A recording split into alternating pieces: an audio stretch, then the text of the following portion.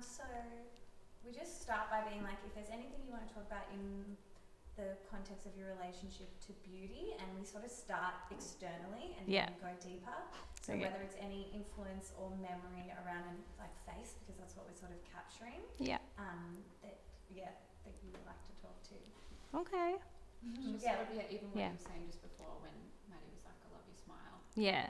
So, when I was younger, obviously, you know, my mum's always like taking photos and stuff. She's like, smile, like smile properly. And I'm just be like, I really don't want to. I'll do like a little bit of a smirk just because I was actually quite self-conscious about my little like buck tooth on the side. It's not really a buck tooth, it's just like a twisted tooth, but you think about it a lot, right? And then also I used to think I've got a really gummy smile too, so I just hated it. Like I just sort of do little smirks. And then as I got older, obviously the more comfortable you become with who you are inside as a person, and then you realize that everyone's got imperfections and that's what, you know, makes them unique, I just kind of grew comfortable with it. And that was probably one of my biggest things. And I still, from time to time now, if I'm not feeling comfortable or anything, I will sort of try and adjust my smile if someone's trying to take a photo and whatnot. But just, you know, mind over matter. I'm always just like, it's fine. It's who you are.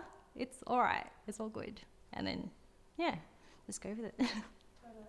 Yeah. And you can apply while you're sort of answering some of the questions, and just, you might feel like you're putting a lot on, but it looks good on camera when it sort of builds up. Yeah. And how does that make you think about like having kids now, how you would talk to them about their relationship to how they look?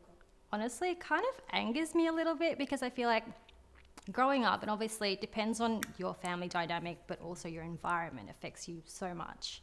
And I think it pisses me off that sometimes there is such a big emphasis on physical beauty more than inner beauty, because you see kids, they're so innocent and they're the most beautiful little people, and like, yes, they can be terrors, but they're just so pure and they're so authentic. And I love that. I'm like, why would you deny someone being their authentic selves physically? And also personal, you know, your personality changes, but as long as you're being who you are in that moment in time, that's beautiful. Like, there's no denying that. And I would never want to deny my children that. And if they do feel like the world is doing that for them, obviously I, as a mother, is their home, is their support person, is the one who sort of, my job is to sort of hone them back to themselves and just be like, no, this is who you are, stay true as much as you can. It angers me, it makes me anxious, but if I'm there, I'm kind of like, it's okay, I'm going to be okay, because I know what's what, for me and my kids, obviously. Do you have any examples of, because how old are your kids, or maybe like what you're seeing them start to observe about themselves? It's actually a really good question. So I've got 2 kids now. When I first met you guys, I had 1. So I've got Leo, who's 4, and then I actually had a baby in January. Her name's B, so she's just about to turn 6 months. So Leo, I don't know, I had this thing, and obviously it's such a deep-rooted childhood memory of mine when my mum would take me to get my hair cut, but she wouldn't ask me what type of hairstyle I wanted. She'd just go, go short, whatever. I had a bob, like little Asian bob for so many years. So my whole thing with Leo was like, I'm just going to let him pick what he wants to do with his hair. His dad was growing out his hair out, so he was like, I want long hair like Dad. I'm like, okay, great, let's do that. And he did that for years up until a month ago. And he was like, because my partner was saying he wants to cut his hair. And then I think he had a bit of like a little quiet time, and he's like, Dad, you know, I want to cut my hair, but I don't know if Mum wants me to cut my hair. And he's like, well, talk to your mum about it. So I was like, oh, you know, your dad told me that you wanted to cut your hair. I'm like, let's do it. And he was like, I thought you would get angry at me. And I'm like, why would I get angry at you? You know, I'm like, I wanted it to come from you. Like, it's your decision. I'm like, I'm happy that you're deciding to do that. Let's go and do it. So I took him to a barber and everything. He got the proper, like, full experience, and he loved it. So now he's like running around and his confidence just soared. But I was like, I wanted it to come from him, which it did. So I'm like, job done.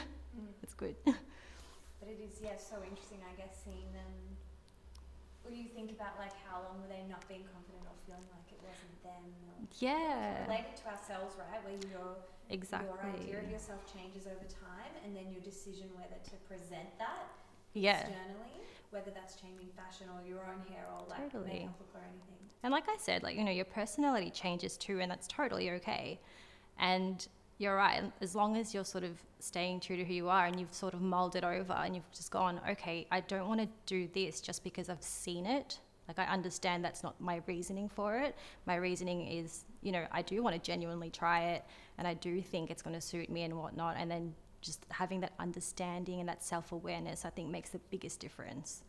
And the biggest difference in not getting lost, you know, in your personality and everything. Definitely. Yeah. And you can maybe do one more later. Yeah. Right. And do you have an example for yourself of that, where you, maybe how your appearance has changed or evolved over time, or if it stayed the same generally, either experience? Yeah, I mean, I think if you were to ask me what my relationship with beauty is like, just in general, if I was saying, if it's me now, it's super healthy.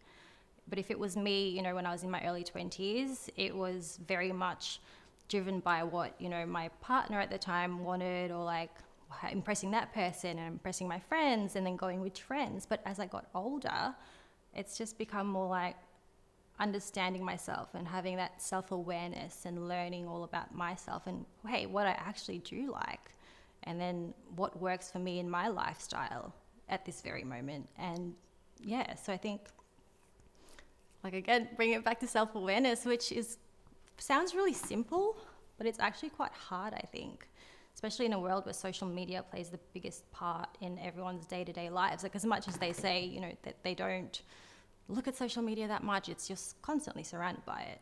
You know, you see people on it, you go to a cafe, people are scrolling on their phones, taking photos, or just media in general. You go past as billboards, ads for like everything, like TV, and it, you know, it's hard not to get lost. So, yeah. How did you find, I don't know, I guess it's something that's on my mind at the moment, but the experience of becoming a mother, and I guess beauty and identity, and obviously the changing relationship with your body physically and as well as mentally. Like, what was that process like for you? It was, for me, incredibly empowering, and obvious, but also like a massive journey. And I think prior to becoming a mum, I was already on my journey to having that comfort with myself and my personality, my characteristics, and that really helped, because as soon as I had my first one, my Leo, you know, he was born, and it's so cliche, but you're kind of like, oh my God, my baby's amazing, it's beautiful, like, it's all that matters. And you realize to appreciate your body so much, like your body created a human, and then post that, you're keeping that human living, you're surviving, you know, with your milk, everything, even just like getting up and being there for them. And it almost like, I think it could go two ways, where you lose yourself because you kind of don't have time to appreciate your body. But if you're self-aware enough and you know all that effort and all that amazing things that your body's done, you appreciate it so much more, and you're like, I'm fucking amazing. Like, you know, as a woman, like, you know, it's crazy. Like, because people, unless you become pregnant and you have babies, you don't know what it's like. And all the, like, you know, hormonal changes, like your body changing, your personality, like literally as soon as you have a baby, it's this weird maternal instinct that's almost kind of animalistic sometimes that comes out, and it's just fucking beautiful, you know? So yeah, like being a mother, becoming a mother for me was actually a really good experience and a really empowering experience. Like, if anything, it gave me more of a backbone. But obviously that's my experience. Everyone has different ones, and yeah, at least mine was quite positive. Yeah. I mean, I think these are all solid. I know, so I'm like, stuff in unless that. there's any other sort of thing that you remember or specifically want to talk about. No, I mean, unless there's something you guys want to ask me. Yeah, I like can feel the little grabs in that were gold. Yeah. Amazing. Perfect. Cool. Thank you. And then the only last thing is just a couple little headshots. Yes. Yeah. Yeah. You should stay there. That's Oh yeah. fine. Oh sweet. Okay. Actually, I'll do it. I'm like, I can't see what I'm doing. I'm like sitting there and I'm like, did I get it out of my lips? I can't see. Yeah. Wait, this might be different settings now, actually. Mirrors. camera, so you can kind of like look. Yes, like a skewed one. Yeah.